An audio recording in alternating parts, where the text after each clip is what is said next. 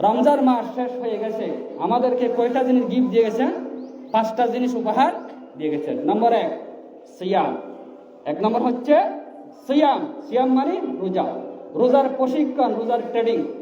রোজা কিভাবে রাখতে হয় তার প্রশিক্ষণ রমজান আমাদেরকে দিয়ে গেছেন, উপহার দিয়ে গেছেন। 2 নম্বর কিয়াম। কিয়াম মানে হচ্ছে দাঁড়িয়ে দাঁড়িয়ে নামাজ পড়া। দীর্ঘ 1 মাস আমরা তারাবির নামাজ পড়েছি, তাহাজ্জুদের নামাজ পড়েছি, একটা অভ্যাস হয়ে গেছে। এই রমজান কিয়ামের অভ্যাস দিয়ে গেছে আমাদেরকে। কিয়াম কিভাবে নফল নামাজ পড়তে হয়, তাহাজ্জুদের নামাজ পড়তে হয়, কিভাবে শেষ রাতে উঠে নামাজ পড়তে হয়, সেই গিফট, সেই হাদিয়া, সেই প্রশিক্ষণ রোজা আমাদেরকে দিয়ে গেছে। রমজান মাস আমাদেরকে সেই প্রশিক্ষণ, অভ্যাস দিয়ে গেছে। 3 নম্বর কোরআন। কোরআন তেলাওয়াত। রমজান আমরা যে হারে কোরআন তেলাওয়াত করি, কিন্তু অন্য 11 মাসে আমরা সেভাবে কোরআন তেলাওয়াত করি না। আফসোস, আগের যুগের মা বোনরা কোরআন তেলাওয়াত করতো, গলদি দিয়ে হাঁটলে ঘর থেকে কোরআনের আওয়াজ আসতো। এখন সকালে নাক ডাকার কি আছে, আওয়াজ আছে, বিভিন্ন গান বাজনার আওয়াজ আসে, কোরআনের আওয়াজ আসে না। আফসোস সেই মুসলমানদের ঘরের। অথচ আল্লাহর হাবিব সাল্লাল্লাহু আলাইহি ওয়াসাল্লাম বলেছেন, যেই ঘরে কোরআন তেলাওয়াত হয়, যেই ঘরে সূরা বাকারা তেলাওয়াত হয়, সেই ঘরে ভূত থাকে না, জিন থাকে না, শয়তান থাকে না। সেই ঘরকে আল্লাহ রাব্বুল আলামিন ফেরেশতা দিয়ে, ফেরেশতাদের মাঝে পাহারাদার দিয়ে হেফাজত রাখেন। সুবহানাল্লাহ। অথচ আমাদের বাড়িতে কোরআন তেলাওয়াত হয় না।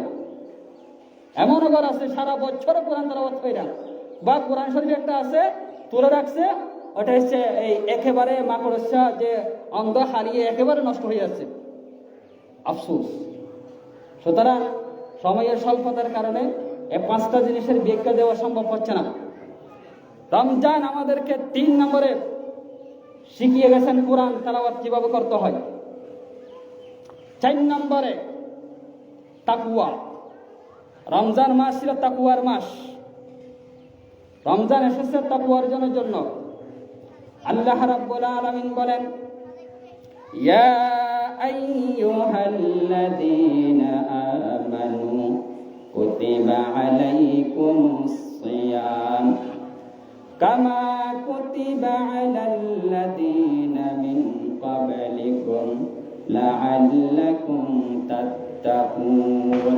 আল্লাহ পাক বলেন, হে মানুষ, হে বিশ্বাসীরা, তোমাদের উপর রোজার বিধান দেওয়া হয়েছে, রোজা ফরজ করা হয়েছে, যে রোগ ফরজ করা হয়েছিল তোমাদের পূর্ববর্তী লোকদের উপর, যাতে করে তোমরা তাকওয়া অর্জন করতে পারো।